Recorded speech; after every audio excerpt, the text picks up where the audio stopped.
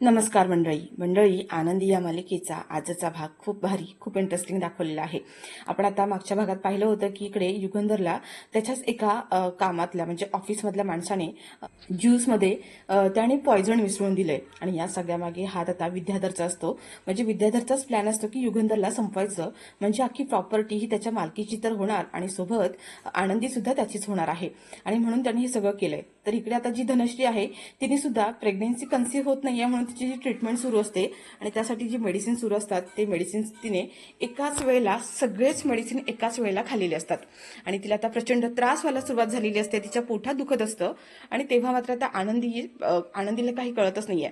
पण तिला एवढं कळतं की धनश्रीने कसल्या तरी गोळ्या खाल्ल्यात आणि त्याचाच आता तिला त्रास होतोय। तर इकडे युगंधरने तो ज्यूस पिल्यानंतर त्याला सुद्धा आता इकडे उलट्या व्हायला सुरुवात झालेली असतात आणि युगंधर बेशुद्ध होऊन पडतो आणि त्यानंतर आता जो शिर्के आहे ते शिर्के आता लगेचच मालक साहेबांना म्हणजे युगंधरला हॉस्पिटलमध्ये घेऊन जातात। तर इकडे आता धनश्रीची ही अवस्था असते।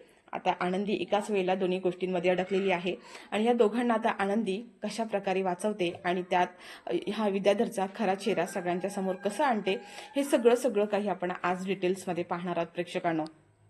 एकाच वेळेला त्या आनंदीवर दोन संकट ओढवलेत, इकडे धनश्री तर एका साईडला युगंधर।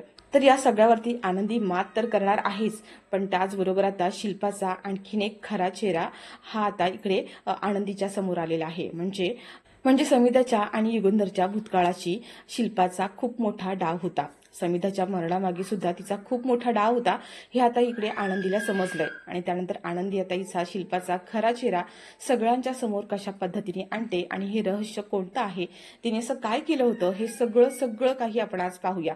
तर प्रेक्षकांनो आजचा भाग हा खूप इंटरेस्टिंग आहे, त्यामुळे थोडाही स्किप न करता शेवटपर्यंत पहा आणि चॅनलवर नवीन असाल, चॅनलला अजूनही सबस्क्राईब केलं नसेल तर चॅनल आता सबस्क्राईब करून घ्या, म्हणजे मालिकांचे असेच येणारे नवनवीन व्हिडिओज नवीन अपडेट सगळ्यात आधी तुम्हाला आपल्या चॅनलवर पाहायला मिळतील आणि सोबत व्हिडिओला लाईक करायला विसरू नका। मंडळी आपण आता मागच्या भागात पाहिलं होतं की शिल्पा आता युगंधरच्या रूममध्ये जाते आणि त्याला सांगते की तुझं जे बोलणं आहे ते मी ऐकलंय आणि त्यावरून मला असं दिसतंय की तू आता त्या आनंदीमध्ये गुंतत चाललेला आहेस। तुझं हिच्यावरचं म्हणजे समिधावरचं प्रेम कमी होत चाललंय आणि ती तिचा जो फोटो आहे तो पडद्याने झाकून ठेवते। पण आता या सगळ्यात युगंधरला असं वाटतं की आपण खरंच कुठेतरी चुकतोय आणि कुठेतरी वाहत जातोय आणि म्हणून तो आता इथे समिधाच्या फोटोजवळ समिधाची माफी मागतो आणि समिधाला म्हणतो की खरंच मी थोडं वाहत चाललो होतो, माझं मला भानच राहिलं नव्हतं, पण आता माझ्याकडून पुन्हा ही चूक होणार नाहीये, समिधा मला माफ कर, यापुढे मी त्या मुलीच्या आसपास किंवा तिच्या जवळ जाणार नाहीये, तिच्यापासून लांब राहण्याचाच प्रयत्न करेन, असं आता इथे युगंधरने ती शपथ घेतली आहे। पण इकडे आता ऑफिसमध्ये जेव्हा युगंधर आलेला आहे तर त्याच्या ऑफिसमधला स्टाफ जो पिऊन असतो त्याला आता इकडे विद्याधरने कॉल केलाय, विद्याधरने त्याला पैसे दिलेत आणि आता इकडे युगंधरला मारण्याचा त्याने खूप मोठा कट केलेला आहे। आता इकडे युगंधर जो असतो तर त्याला एक सरबत बनवायला सांगतो आणि त्या संधीचा फायदा घेत आता जो माणूस आहे त्या माणसाने युगंधरच्या त्या ज्यूसमध्ये आता इकडे त्याने सरबतमध्ये काही गोळ्या मिक्स केल्यात आणि त्या आता इकडे विद्याधरच्या सांगण्यावरून आता विद्याधरनं हे सगळं काम आधीच करून ठेवलेलं असतं आणि त्या माणसाला भरपूर पैसे सुद्धा देऊन ठेवलेले असतात। पण या सगळ्या गोष्टीची आता शिर्केंना किंवा युगंधरला काहीच कल्पना नाहीये आणि आता इथे विद्याधरने सांगितलंय जर काम 100% कंप्लीट झालं तर तू मागशील तेवढा तुला पैसा देईन आणि त्या माणसाने आता तो भरलेला ग्लास ज्याच्यामध्ये गोळ्या मिक्स केल्यात तो त्याने आता इकडे युगंधरच्या समोर आणून त्याला दिलेला आहे। आता युगंधरला कसलंच काहीच भान नाहीये, त्याने तो ग्लास घेतलाय आणि सरळ तो ग्लास इकडे प्यायला सुरुवात करतो। आता इकडे बाजूला शिर्के सुद्धा असतात, त्यांचं कामाचं बोलणं सुरू असतं। शिर्केंना सुद्धा या गोष्टीची काहीच कल्पना नाहीये।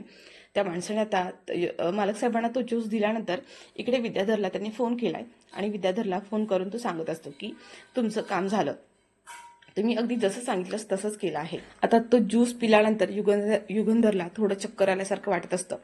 इथे शिर्के म्हणतात की मालक साहेब काही त्रास होतोय का?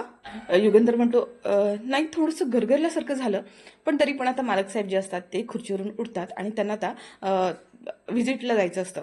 पण त्याच वेळेला आता इथे मालक साहेबांना चक्कर येते आणि ते चक्कर येऊन खाली पडतात। आता मात्र शिर्के घाबरतात की नक्की काय झालं।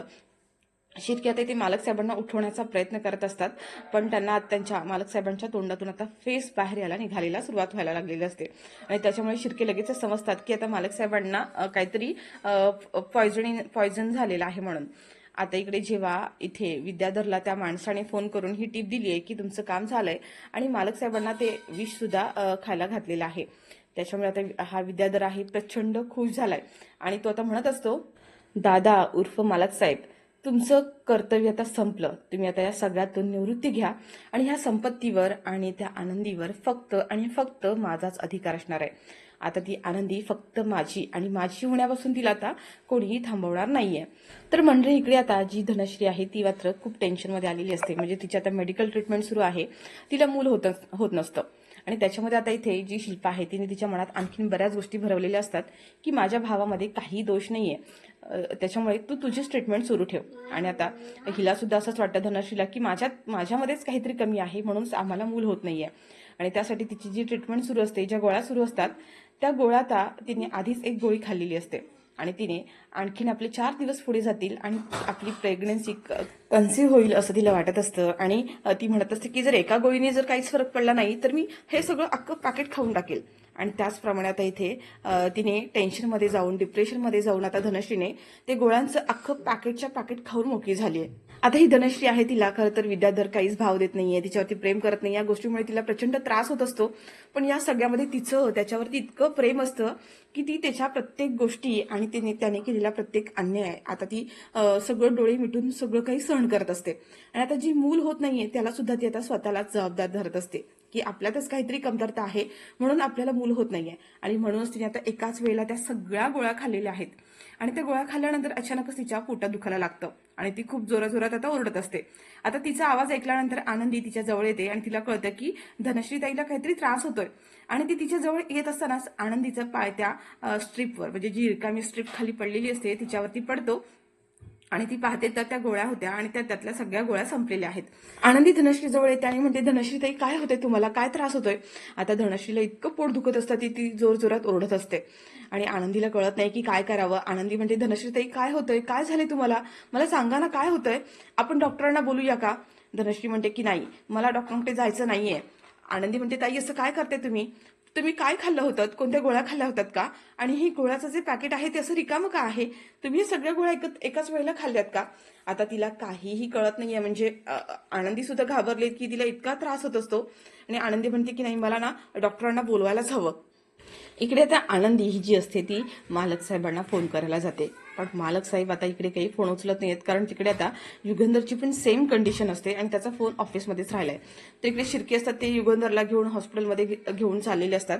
शिर्केंना ती फोन करते, शिर्के सुद्धा फोन उचलत नाहीयेत. आनंदीला आता काही कळतच नाहीये. आनंदी खूप पॅनिक झालेली असते आणि म्हणते की कोणीच का फोन उचलत नाहीये. आता म्हणते आता काय करू, आणि त्यावर आनंदी म्हणते की बरं ठीक आहे, मी शिल्पाताईंना फोन करते. आनंदी आता इकडे शिल्पाला फोन करते. शिल्पाचा सुद्धा फोन वाचतो पण ती आता फोन रिसिव्हच करत नाही शिल्पा सुद्धा. आणि आनंदी खूप पॅनिक झाली, तिला काहीच कळत नाहीये. इकडे एका बाजूला आता जी धनश्री आहे ती खूप जोराजोरात ओरडत असते, तिला खूप त्रास होत असतो. आनंदी म्हणते की आता काय करू मी, मला काहीच कळत नाहीये, घरी सुद्धा कोणीच नाहीये. घरी आता धनश्री आणि आनंदी दोघीच असतात. शेवटी आनंदी इकडे आता आबांना फोन करते. आबांनी मात्र आता इकडे आनंदीचा फोन रिसीव्ह केलाय आणि आनंदी आता झालेला सगळा प्रकार सांगत असते की घरी कोणीच नाहीये आणि धनश्री ताईंना खूप त्रास होतोय. आबा तुम्हाला आत्ता यायला जमेल का?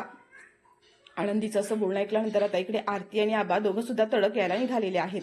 तर मंडळी इकडे आता आनंदी आबा जे आहेत ते धनश्रीला घेऊन हॉस्पिटलमध्ये येतात आणि त्यानंतर आता धनश्रीची ट्रीटमेंट सुरू होते. पण त्याच वेळेला आता तिकडे आनंदीला शिर्के सुद्धा दिसतात.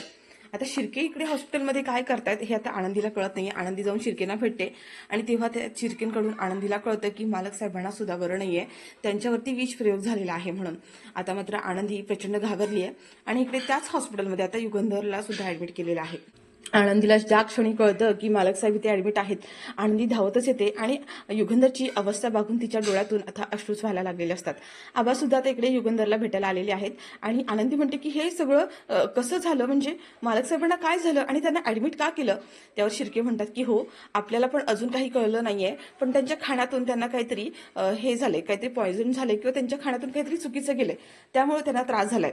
पण डॉक्टरांनी आता त्यांना चेक केलंय आणि डॉक्टरांनी सांगितलंय की त्यांचा जीवाचा धोका जो आहे तो टळलेला आहे, पण त्यांना अजून आपल्याला हॉस्पिटलमध्ये ठेवावंच लागणार आहे. आनंदी म्हणते की काही होणार नाहीये ना मालक साहेबांना? डॉक्टर सुद्धा आता म्हणतात की त्यांना काही होणार नाहीये, लवकरच ते बरे होतील. तिकडे आनंदी आता घरी आलेली असते. आनंदी घरी येते, पण त्याच्याच आधी शिल्पा आणि विद्याधर हे दोघं जण घरी आलेले असतात. शिल्पाला आता झालेला सगळा प्रकार कळतो. म्हणजे इकडे ज्या धनश्रीने गोळ्या खाल्ल्या तर ती गोष्ट आहेच, पण आता युगंधरवर जो झालेला काही विष प्रयोग आहे त्याच्या मागे नक्कीच ह्या विद्याधरचा हात असणार आहे हे आता शिल्पाला चांगलंच कळतं. शिल्पा आता विद्याधरला म्हणते की आज युगंधरवर जी काही वेळ आली आहे त्याच्यावरती जे काही झालंय हे समजत तूच केलंच आहेस ना. त्यावर आता हा विद्याधर हसत म्हणतो की हो, हे सगळं मीच केलं, तुला अगदी बरोबर ओळखलंस हा. त्यावर आता ही शिल्पा म्हणते की काय ना, माझा भाऊ आहेस, त्याच्यामुळे तू काय करू शकतोस काय नाही हे सगळं मला माहिती आहे. आणि मला चांगलंच माहिती आहे की आज युगंधरवर जे काही झाले ते तुझ्यामुळेच झालेलं आहे. त्यावर आता हा विद्याधर म्हणतो की त्यात काय नवीन, ह्या घरात अशा गोष्टी होतच राहतात. आज मी हे केलं, तू नाही का 20-22 वर्षापूर्वी काय केलं होतंस तुला आठवते का? 20-22 वर्षापूर्वी समिधा बहिणीला ढगात पाठवलं ते कोणी पाठवलंय? चांगलंच आठवत असेल नाही का? जसं आता हे माझं सिक्रेट तुला कळालंय तसं 22 वर्षापूर्वीचे तुझं हे सिक्रेट माझ्याकडे आहेच की. आता हा विद्याधर जेव्हा असं म्हणतो तेव्हा शिल्पा लगेच म्हणते की अरे हळू बोल, कोणी ऐकलं तर. त्यावर विद्याधर म्हणतो कोण ऐकणार आहे, इथे घरी कोणीही नाहीये आणि तसंही तुझं हे सिक्रेट मी इतकी वर्ष जपून ठेवलेलं आहे की नाही. तसंच आता हे माझं सिक्रेट आहे ते सुद्धा तू जपून ठेवायचं. आता शिल्पा घाबरलेलीच आहे. म्हणजे हा आता विद्याधरला माहिती आहे की समिधाच्या मृत्यूला कुठेतरी शिल्पा जबाबदार आहे आणि शिल्पानेच हिचा समिधाचा काटा काढलेला आहे. आणि हा विद्याधर आता जोराजोरात हसतो आणि म्हणतो की ताई टेन्शन घेऊ नकोस, मी काय तुझं हे सिक्रेट कोणाला सांगणार नाहीये, फक्त तू तुझं स्वतःचं तोंड बंद ठेव. आता हे सगळं त्यांचं जे बोलणं आहे ते मात्र आता स्वतः इकडे आनंदीने ऐकलेलं आहे. आणि आनंदी समोर आता खूप मोठं सत्य उलगडलंय, ते म्हणजे समिधाच्या मृत्यूला शिल्पाताई जबाबदार आहेत. पण नेमकं त्यावेळेला नक्की असं काय घडलं होतं, काय झालं होतं, नक्की शिल्पाताईंनी काय केलं हे मात्र आता आनंदीला काहीच कळलं नाहीये. कारण तिने विद्याधरच्या तोंडून फक्त एवढीच गोष्ट ऐकली आहे की त्यावेळेला जी समिधाचा जो काही मृत्यू झालाय त्याला आता ही शिल्पा जबाबदार आहे आणि तिनेच काहीतरी कटकारस्थान केलंय. आता ह्या सगळ्याचा शोध स्वतः आनंदी कशा पद्धतीने घेते, नक्की या सगळ्यामागे काय कारस्थान होतं, शिल्पाने सगळं असं का केलं, हे सगळं काही आता इकडे आनंदी शोधून काढणार आहे. तर मंडळी, तुम्हाला हा आजचा भाग कसा वाटला कॉमेंट करून नक्की सांगा. व्हिडिओ आवडला असेल तर व्हिडिओला लाईक करा, शेअर करा आणि चॅनलवर नवीन असाल, चॅनलला जरी सबस्क्राईब केलं नसेल तर चॅनल आता सबस्क्राईब करून व्हिडिओ लाईक